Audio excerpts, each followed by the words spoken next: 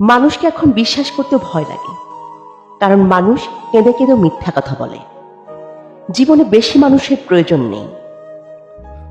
স্বার্থ ছাড়া যে ভালোবাসবে, প্রয়োজন ছাড়া যে খবর নেবে, এমন কিছু মানুষ থাকলেই যথেষ্ট। বেশি দায়িত্ব পালন করা মানুষগুলো একটা সময় সবার কাছে দোষী হয়ে যায়। কষ্ট তো তখনই হয় যখন কোনো ভুল না করেও বিনা কারণে অপমান সহ্য করতে হয়। কাউকে বেশি আপন ভাবতে নেই। যাকে যত বেশি আপন ভাববে, সে তত বেশি তোমার বিশ্বাস নিয়ে খেলা করবে। কাউকে তার ভালো মন্দ বেশি বোঝাতে যাবেন না, এতে আপনি খারাপ হয়ে যাবেন। তাকে বরং ছেড়ে দিন। সে যখন বিপদে পড়বে, তখন সে এমনিতে আপনার মূল্যটা বুঝতে পারবে। অন্যকে কাঁদিয়ে নিজে ভালো থাকবো, এমন প্রত্যাশা করা বাদ দাও।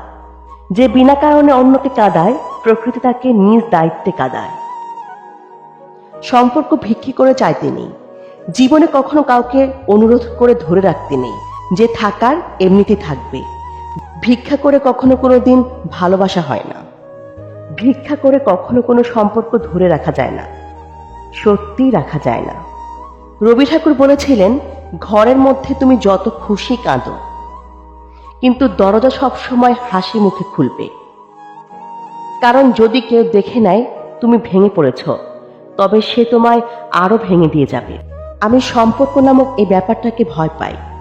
আমি ভালোবাসার বিনিময়ে ভালোবাসা পাওয়ার আবদারকেও এখন ভয় পাই।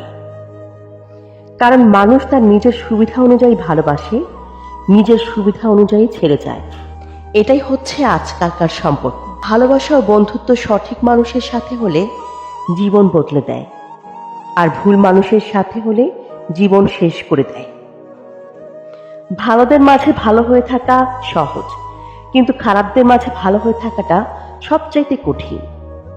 সম্মান দাও, কিন্তু এতটা দিও না যাতে তোমার সম্মান চলে যায়।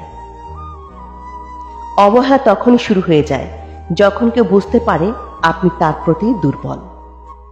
অভিমান করতে হলে অধিকারের প্রয়োজন হয়।